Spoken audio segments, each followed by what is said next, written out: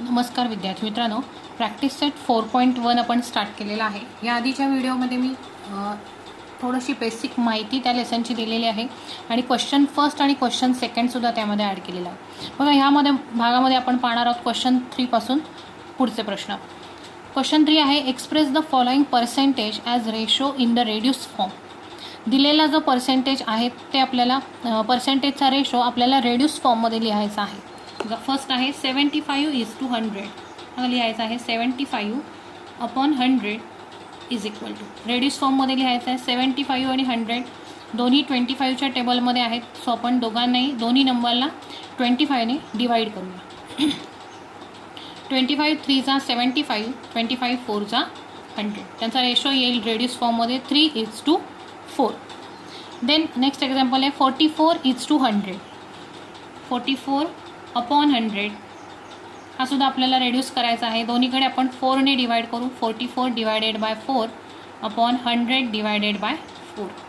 4 1 जा 4, 4 1 जा 4, इथे येईल 4 2 जा 8, 10 मधून 8 गेले 2 राहतील, 2 आणि 0 20 झाले, 4 5 जा 20, 11/25 म्हणजेच तो लिहिताना रेशो लिहायचा आहे 11:25। हा आला आहे त्याचा रेड्यूस फॉर्म। रेड्यूस फॉर्म याचाच अर्थ काय की त्याला डिवाइड करून स्मॉलेस्ट फॉर्म त्याचा बनवायचा आहे। इथे 75:100 होतं, त्याचा स्मॉलेस्ट फॉर्म म्हणजेच रेड्यूस फॉर्म 3:4 आलेला आहे।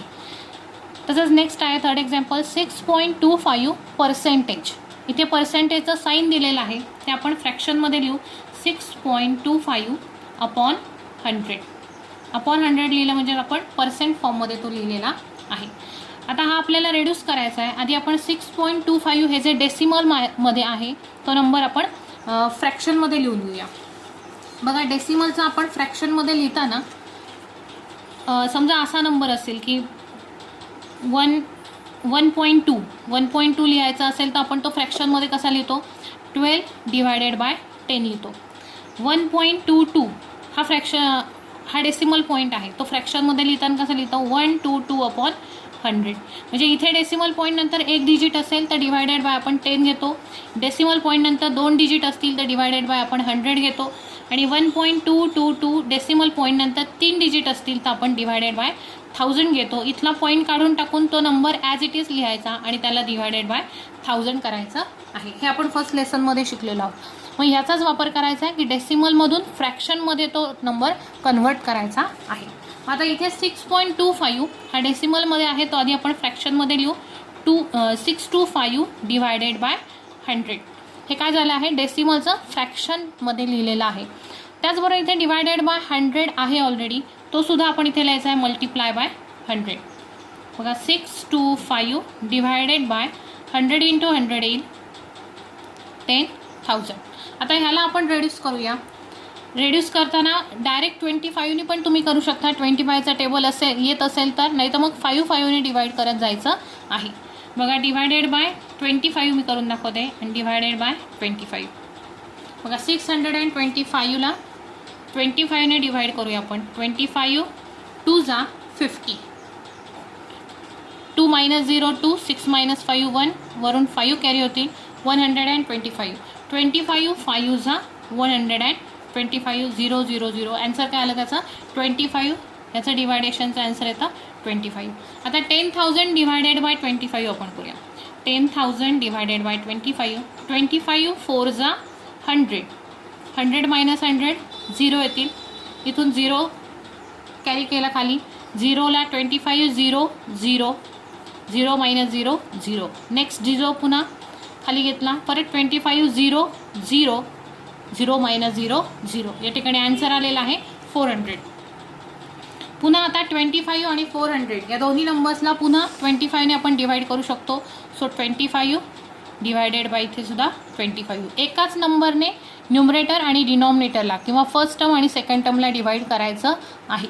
सो 25 1 जा 25 येणार आहे आणि 400 डिवायडेड बाय 25 आपण करू। 400 डिवायडेड बाय 25, 25 2 जा 50, याच्यातून 50 मायनस होणार नाही। सो 25 1 जा 25, 10 - 5 5 राहतील, 1 त्यांचा रिटर्न दिला, 3 - 2 1 येतील। बघा इथे 10 झाले होते, 10 - 5 5, त्यांचा 1 रिटर्न केला, इथे 3 आले, 3 - 2 1, इथून 0 कॅरी केला 150.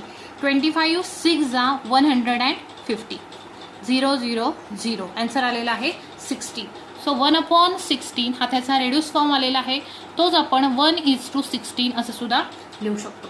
जर तुम्हाला डायरेक्ट 25ने डिव्हाइड करायला नाही जमलं तर तुम्ही 5ने डिव्हाइड करायचं आहे. तुमच्या 2-4 स्टेप्स अजून वाढतील पण उत्तर बरोबर येईल. देन नेक्स्ट एक्झाम्पल आहे 0.64%. हे सुद्धा आधी आपण फ्रॅक्शनमध्ये लिहून घेऊ. 0.64 डिवायडेड बाय पर्सेंट म्हणजेच डिवायडेड बाय 100. आता 0.64 आहे तो डेसिमल फॉर्ममध्ये दिलेला आहे, तो आपण फ्रॅक्शन फॉर्ममध्ये लिहू. जसं मी इथे वरती एक्सप्लेन केलं त्याचप्रमाणे की डेसिमल पॉईंटनंतर 2 डिजिट असतील तर डिवायडेड बाय 100 घ्यायचे. तो 64 डिवायडेड बाय 100 हा झाला या नंबरचा फक्त फ्रॅक्शन फॉर्म. त्याला मल्टिप्लाय हा इथला 100 येणार आहे. सो 64 डिवायडेड बाय 10,000 या ठिकाणी आलेलं आहे. आता 64 डिवायडेड बाय 10,000 आपल्याला करायचं आहे. बघा 64 आणि 10,000ला आधी आपण 4ने डिवाइड करून बघूया. Divided by 4. बघा 64 डिवायडेड बाय 4 केलं तर काही 64ला 4ने डिवाइड केलं. 4 1 जा 4. 6 - 4 2. वरून 4 कॅली केले. 4 6 जा 24. 0 0 16 आन्सर येईल इथे. आणि 10,000ला जर 4ने डिवाइड केलं तर 10,000 डिवायडेड बाय 4 2 जा 8. 10 - 8 2. हा वरून 0 घेतला 20 झाले. 4 5 जा 20. हे 0 0. हा वरून 0 घेतला. 0ला 0ने भाग द्यायचा आहे. 4 0 0. हा परत आणखीन एक 0 खाली घेतलेला आहे. परत 0ला 0ने डिवाइड करायचा आहे. 0. 2,500. पुन्हा या नंबरला आपण डिवाइड करू शकतो. बघा पुन्हा आपण 4ने ट्राय करूया. 4 डिवायडेड बाय 4 डिवायडेड बाय 4. 4 4 जा 64. आणि इथे येईल 2500 डिवायडेड बाय 4. 4 6 जा 24. 1 होतील. वरून 0 घेतला. 4 2 जा 8. 10 - 8 2. वरून 0 घेतला पुन्हा 20 झाले. 4 5 जा 20. 20 - 20 0. 625. ओके. आता 4 आणि 625 दोन्ही एक इवन नंबर आहे. हा इवन नंबर आहे, हा ऑड नंबर आहे. म्हणून इवन आणि ऑड नंबर एका टेबलमध्ये नसतात. हे डिवायडेशन इथेच थांबेल. बघा इथे आपण लिहून घेऊया. आता 64/10,000ला आपण 4ने डिवाइड केलेलं होतं. इथे 4ने डिवाइड केल्यावर आन्सर आलं आपलं 16 डिवायडेड बाय 2,500. पुन्हा या नंबरला आपण 4ने डिवाइड केलं आणि लास्ट आन्सर आलं त्याचं 4/625. तेच आपण रेशो फॉर्ममध्ये लिहायचं आहे. 4:625 या प्रकारे. इथे आपला क्वेश्चन 3 कंप्लीट झाला आहे. देन आहे क्वेश्चन नंबर 4. बघा 3 persons can build a small house in 8 days. बघा 3 persons म्हणजे 3 लोक एक छोटं घर बनवण्यासाठी त्यांना 8 दिवस लागतात. 3 persons can build a small house in 8 days. To build the same house in 6 days. तेच घर तसं छोटं घर जर आपल्याला 6 daysमध्ये बनवायचं असेल तर how many persons are required. तर किती लोक आपल्याला कामासाठी लागतील. बघा एक छोटा टेबल आपण बनवूया पर्सन्स आणि डेजचा. 3 persons can build a small house in 8 days. 3 लोक 8 दिवसामध्ये काम पूर्ण करतात. देन 6 daysमध्ये किती पर्सन्स काम पूर्ण करतील. बघा या ठिकाणी आता जर कामाला येणाऱ्या लोकांची संख्या वाढवली तर ते काम कमी दिवसामध्ये पूर्ण होईल. 3 लोक असतील तर काम 8 दिवसात पूर्ण होतं. पण इथे काम 6 दिवसातच पूर्ण व्हायला हवं असेल तर इथे आपोआपच लोकांची संख्या काय करावी लागणार आहे, वाढवावी लागणार आहे. 3 पेक्षा जास्त लोकांना इथे कामासाठी लावावं लागणार आहे. याचाच अर्थ इथे काय होतोय की एक क्वांटिटी इन्क्रीज झाली तर अनदर रिलेटेड क्वांटिटी काय होते, डिक्रीज होते. लोकांची संख्या म्हणजे कामगारांची संख्या जर वाढवली तर काम कमी दिवसामध्ये पूर्ण होतं आणि जर लोकांची संख्या कमी केली तर काम पूर्ण होण्यासाठी जास्त दिवस लागतात. म्हणजे इथे एक क्वांटिटी इन्क्रीज झाली तर दुसरी क्वांटिटी काय होते, डिक्रीज होते. मग हे कोणत्या प्रकारचं इन्व्हर्शन आहे, प्रपोर्शन आहे, तर हे आहे inverse proportion. This is an example of inverse proportion. मग इन्व्हर्स प्रपोर्शन सॉल्व करताना आपण काय करतो की दिलेल्या क्वांटिटीचा प्रॉडक्ट करतो. बघा लेट एक्स पर्सन्स रिक्वायर्ड. इथे आपण सपोज केलं आहे की त्या 6 दिवसात काम पूर्ण करण्यासाठी एक्स एवढे पर्सन्स लागतील. Let X persons required. Therefore product येईल बघा त्यांचा 3 × 8 is equal to x × 6. Therefore 3 8 जा 24 इज इक्वल टू x × 6. एक्सची व्हॅल्यू आपल्याला फाइंड आउट करायची. हा 6 इकडे मल्टिप्लाय तो इकडे डिवाइड होईल. So 24 divided by 6 is equal to x. So 6 4 जा 24 इज इक्वल टू x. लिहिताना मी x या बाजूला लिहिते. x is equal to 4. म्हणजे त्या ठिकाणी किती लोक कामाला लावी लागतील तर 4 लोक कामाला लावावे लागतील. सो लास्ट आन्सर लिहूया. 4 persons are required to build the same house in 6 days. 6 दिवसामध्ये ते काम पूर्ण करण्यासाठी घर बांधण्यासाठी 4 पर्सन्सची आवश्यकता असेल, 4 लोकांची आवश्यकता असेल. ओके, आता आपण बघूया क्वेश्चन नंबर 5. क्वेश्चन 5 काय आहे बघा. Convert the following ratio into percentage.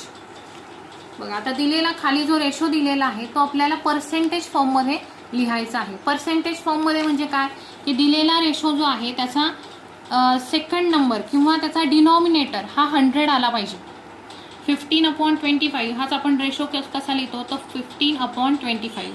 तर हा जो रेशो डिनॉमिनेटर आहे हा डिनॉमिनेटर आपल्याला 100 करायचा आहे. हा 100 झाला की त्यालाच आपण पर्सेंटेज फॉर्म असं म्हणतो. Ratio into the percentage form. बघा यासाठी 2 मेथड आहेत. पहिली मेथड आहे की 15/25ला आपण 100ने मल्टिप्लाय करायचं, 100%ने मल्टिप्लाय करायचं. तर याचा आन्सर काय येईल बघा. 25 × 25, 25 4 जा 100 अँड 15 4 जा 60 आणि हे पर्सेंटचं साईन लावायचं. 60% आपण हे कन्वर्ट केलेलं आहे. काय म्हटलं आपल्याला convert the following ratio into percentage. पर्सेंटेजमध्ये हा दिलेला रेशो कन्वर्ट करा. म्हणजे 15/25 आपण काय केलं त्याला 100%ने मल्टिप्लाय केलं. 25 × 25, 25 4 जा 100 आणि 15 × 4 60%. 60%च आपण कसं लिहितो तर 60/100 या पद्धतीने सुद्धा आपल्याला हे उत्तर लिहिता येतं. ही झाली एक पद्धत. आणखीन एक दुसरी पद्धत आहे की 15/25 जो आहे रेशो यामध्ये डिनॉमिनेटर आपल्याला जर 100 करायचा असेल तर यासाठी आपल्याला दोन्ही ठिकाणी म्हणजे फर्स्ट नंबरला आणि या सेकंड नंबरला प्रेडेसर आणि सक्सेसरला आपल्याला 4ने मल्टिप्लाय करावं लागेल. न्यूमरेटरला पण 4ने मल्टिप्लाय करायचं आहे, डिनॉमिनेटरला सुद्धा 4ने मल्टिप्लाय करायचं आहे. बघा 15 4 जा 60 आणि 25 4 जा 100. आन्सर तेच आलं. यालाच आपण 60% असं म्हणतो. तुम्हाला यातली जी पद्धत सोयीस्कर वाटेल ती पद्धत तुम्ही या ठिकाणी वापरू शकता. बघा याच्यातलं सेकंड एक्झाम्पल आहे 47:50. 47:50 हा जो रेशो दिलेला आहे तो आपल्याला पर्सेंट फॉर्ममध्ये लिहायचा आहे. म्हणजे डिनॉमिनेटर 100 बनवायचा आहे. 2 पद्धती. पहिल्या पद्धतीनुसार काय येईल 47/50 × 100%. पर्सेंट फॉर्ममध्येच लिहायचं आहे, नुसतं 100 लिहायचं नाही. पर्सेंट याचा अर्थ काय होतो की बघा 100% याचा अर्थ होतो की 100% म्हणजे 100 डिवायडेड बाय 100. 100 × 100, 100 × 100. म्हणजे या ठिकाणी आपण चेंज काही करत नाही. ओरिजिनल एक्झाम्पल आपलं ॲज इट इज राहणार आहे. सो 51 × 50, 52 जा 100 आणि 47 × 2 करायचा. 47 2 जा बघा 2 7 जा 14 4 1 कॅरी होईल. 2 4 जा 8, 8 + 1 9, 94%. और अजून एक मेथड त्याची काय आहे तर 47 डिवायडेड बाय 50. या ठिकाणी डिनॉमिनेटर 100 करायचा आहे. 50चा 100 करण्यासाठी 52 जा 100. सो 47 × 2 आणि 50 × 2 दोन्ही मेथड आपण यूज करू शकतो. 47 × 2 94 डिवायडेड बाय 50 × 2 100. म्हणजे या ठिकाणी आन्सर परत आलेला आहे 94%. ओके, थर्ड एक्झाम्पल आहे आपलं 7/10. 7 डिवायडेड बाय 10 × 100%. हे 10 1 जा 10, 10 10 जा 100. सो 10 × 7 70%. ओके, ह्या पद्धतीने तुम्हाला जर शक्य असेल तर या पद्धतीने तुम्ही करून पहा. 10 इथे डिनॉमिनेटर आहे त्याचा 100 करण्यासाठी 10 10 जा 100 म्हणजे न्यूमरेटर आणि डिनॉमिनेटरला 10ने मल्टिप्लाय करून इथे तुम्ही सोडवू शकता. Then 546 divided by 600. बघा 546 डिवायडेड बाय 600 इंटू 100%. इंटू काय आहे 100%. 100 वन जा 100, 100 6 जा 600. आणि इथे काय उरलेलं आहे तर 546ला आपण 6ने डिवाइड करायचं आहे. बघा इथेच करून घेऊया आपण. 546 डिवायडेड बाय 6.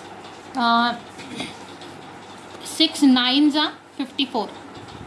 6 9 जा 54. 54 इंटू 54 मायनस 54 0. वरून 6 कॅरी होतील. 6 1 जा 6. ओके 91% या ठिकाणी आले. सो 91%. देन 5th एक्झाम्पल आहे याच्यातलं 7/16. बघा 7/16% फॉर्ममध्ये यायचं आहे. 7/16 मल्टिप्लाय बाय 100%. या ठिकाणी 16ने 100ला पूर्ण डिवाइड होणार नाही आहे. सो आपण इथे 7 आणि 100 यांचं डिवायडेशन करू, मल्टिप्लिकेशन करू. 700 डिवायडेड बाय 16 आणि मग याला पर्सेंट फॉर्म देऊ. 700ला जर आपण 16ने डिवाइड केलं तर काय येतं बघा 700 डिवायडेड बाय 16. किंवा असंही आपण करू शकतो की 700 डिवायडेड बाय 16 आधी आपण 2ने रेड्यूस करूया. 2 3 जा 6. 7मधून 6 गेले 1 येतील. 1 आणि 0 मिळून 10 झाले. सो 2 5 जा 10. 2 0 0 आणि इकडे 2 8 जा 16. देन अगेन 2ने डिवाइड करू शकतो. 2 4 जा 8. 2 1 जा 2. 2 7 जा 14 अँड 2 5 जा 10. 175 डिवायडेड बाय 4.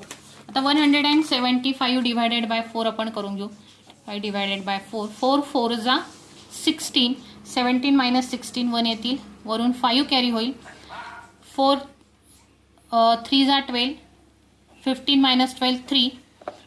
डेसिमल पॉईंट देऊन खाली 0 घ्यायचा. 4 7 जा 28. 2 30 मायनस 28 2. वरून परत एक 0 घेतला. 4 5 जा 20 0 0. 43.75. लास्ट आन्सर काय येईल 43.75% एवढे याचा आन्सर येईल. देन बघूया आपण question number 6. The ratio of ages of Abha and her mother is 2:5. बघा आभा आणि तिची आई यांच्या वयाचा रेशो दिलेला आहे 2:5. At the time of Abha's birth her mother age was 27 years. At the time of Abha's birth her mother's age was 27 years. ज्या वेळेला आभाचा जन्म झाला त्यावेळेला तिच्या आईचं वय 27 years इतकं होतं. Find the present age of Abha and her mother. तर आभाचं आणि तिच्या आईचं आत्ताचं वय काय असेल. बघा त्यांनी त्या दोघींच्या वयाचा रेशो दिलेला आहे. Ratio of ages of Abha and her mother is 2:5. Suppose present age of Abha आपल्याला त्यांचं प्रेझेंट एज काढायचं आहे. मग प्रेझेंट एज काय येईल तर एकीचं आभाचं वय 2 आणि म्हणजे रेशो 2 आणि आईच्या वयाचा रेशो त्या दोघींच्या वयाचा रेशो 2:5 आहे. So present age of Abha is 2x and present age of her mother is 5x येणार आहे. देअरफॉर अकॉर्डिंग टू कंडिशन त्यांनी दिलेल्या कंडिशननुसार त्यांनी काय म्हटलंय at the time of Abha's birth her mother's age was 27 years. आभाचा जेव्हा जन्म झाला तेव्हा तिच्या आईचं वय 27 years एवढं होतं. मग आत्ता तिच्या आईचं वय काय आहे तर 5x years आहे. मग कंडिशननुसार काय येईल बघा तिच्या आईचं आत्ताचं वय 5x त्याच्यातून आपण तिचं वय मायनस केलं 2x तर त्यावेळेचं तिच्या आईचं वय निघेल 27 years. 5x minus 2x is equal to 27 years. हे इक्वेशन आपल्याला त्याच्यातून मिळतं त्या कंडिशनमधून. मग हे आपण सॉल्व्ह करू. 5x minus 2x 3x is equal to 27. Then x is equal to 27/3. Then x is equal to 9. x ची व्हॅल्यू आलेली आहे 9. मग याच ठिकाणी आभाचं एज किती असणार आहे. Abha's present age is equal to 2x is equal to 2 multiply 9 is equal to 18 years. आभाचं सध्याचं वय 18 वर्ष असणार आहे. And her mother's present age is equal to 5x means 5 multiply 9 is equal to 45 years. किती असणार आहे? 45 years एवढं असणार आहे. देन आपण बघूयातला question number 7. Present ages of Vatsala and Sara are 14 years and 10 years respectively. बघा, प्रेझेंट एज म्हणजे सध्याचं असलेलं वय, वत्सलाचं सध्याचं वय 14 years आणि साराचं सध्याचं वय 10 years आहे. रिस्पेक्टिव्हली म्हणजे अनुक्रमे त्यांची नावं काय येतात? वत्सला आणि सारा. आधी वत्सलाचं वय 14 years, साराचं वय 10 years. After how many years, बघा किती वर्षांनंतर the ratio of their ages will become 5:4. किती वर्षानंतर त्यांच्या वयाचा रेशो 5:4 इतका होईल. आफ्टर हाऊ मेनी इयर्स, किती वर्षानंतर हे आपल्याला विचारलेलं आहे, किंवा इतक्या वर्षानंतर हा रेशो येणार आहे असं विचारलेलं नाही. तर किती वर्षानंतर त्यांच्या वयाचा रेशो हा एवढा होणार आहे. द प्रेझेंट एज ऑफ वत्सलाचं प्रेझेंट एज काय दिलेलं आहे? 14 years.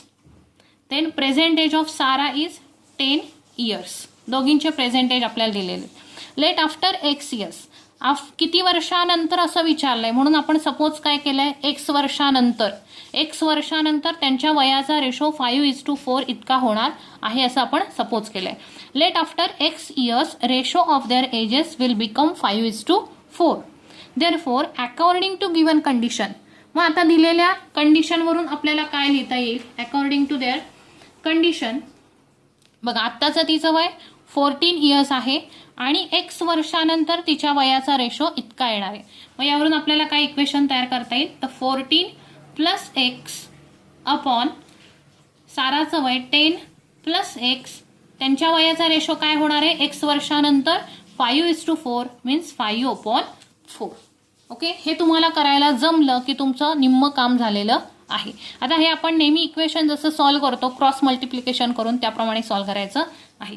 सो 4 ने इकडे मल्टिप्लाय करायचं आहे, 5 ने इकडे मल्टिप्लाय करायचं आहे. So 4 into bracket 14 + x is equal to 5 into bracket 10 + x.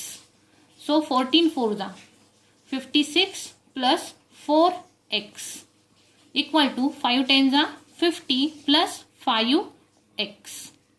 Okay, एक्सच्या टर्म आपण एका बाजूला घेऊया. 56 इकडे +50 आहेत ते इकडे होतील -50 आणि इकडे 5x मायनस इकडे +4x आहेत ते इकडे होतील -4x. सो 56 - 50 येतील 6 आणि इकडे 5x मधून 4x गेले राहतील फक्त x. 5 - 4 1x. सो x ची व्हॅल्यू आपल्याला 6 मिळालेली आहे. आता आपण दोघींचं आफ्टर हाऊ मेनी इयर्स हे वय काढू शकतो.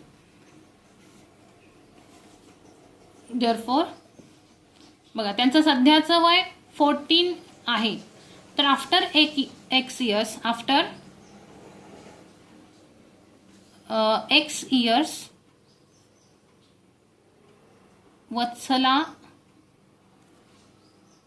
वत्सला's age is equal to 14 + x means 14 + 6 is equal to 14 + 6 येणार आहेत 20 years. आणि after x years Sara's age is equal to 10 + x means 10 + 6 is equal to 16 years.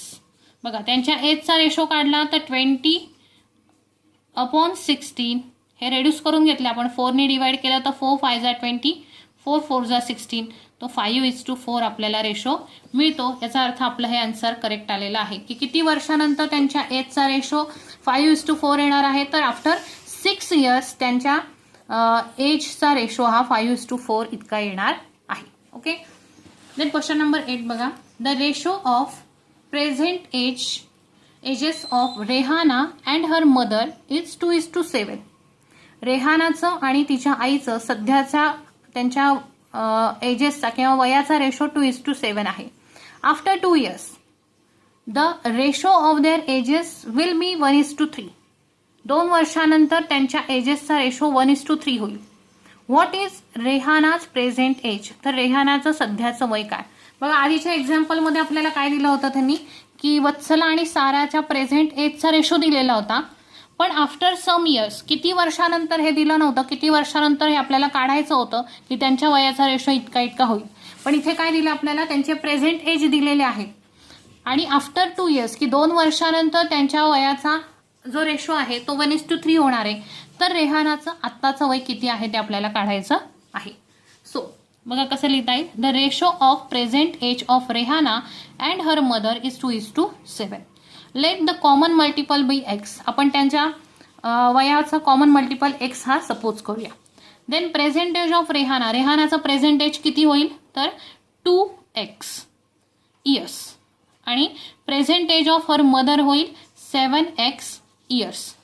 According to the given condition, काय म्हटलं त्यांनी, प्रेझेंट एजच्या नंतर 2 इयर्स, आफ्टर 2 इयर्स त्यांच्या एजेसचा ratio हा 1:3 होणार आहे.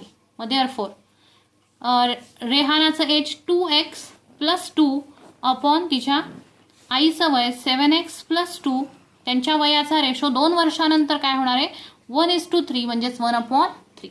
आता इथे पुन्हा क्रॉस मल्टिप्लाय येईल, 3 × 2x + 2 आणि इकडे 1 × 7x + 2. 1 ने मल्टिप्लाय केलं की तोच नंबर राहतो. देन 3 ने मल्टिप्लाय करा, 3 × 2 = 6x + 3 × 2 = 6, 7x + 2. देन 6 इकडे +2 आहे तिकडे -2, 7x इकडे -6x. 6 - 2 4 येतील, 7x - 6x, x is equal to 4 आलेलं आहे. सो आपल्याला काय विचारलं आहे, रेहानाचं present age. Therefore present age of Rehana is equal to 2x is equal to 2 × 4 is equal to 8 years. रेहानाचं प्रेझेंट एज काय असणार आहे 8 इयर्स एवढं असणार आहे. आपण तिच्या आईचं सुद्धा प्रेझेंट एज काढू शकतो. 7x मध्ये 7 × x आपण केलं तर 7 × 4 = 28 इयर्स हे तिच्या आईचं प्रेझेंट एज येईल. ओके, या प्रकारे प्रॅक्टिस सेट 4.1 आपला इथे कंप्लीट झालेला आहे. व्हिडिओला लाईक करा, शेअर करा, सबस्क्राईब करा, तुमच्या फ्रेंड्समध्ये शेअर करा आणि कमेंटसुद्धा करा. व्हिडिओ कसा वाटला त्याबद्दल कमेंटसुद्धा करा.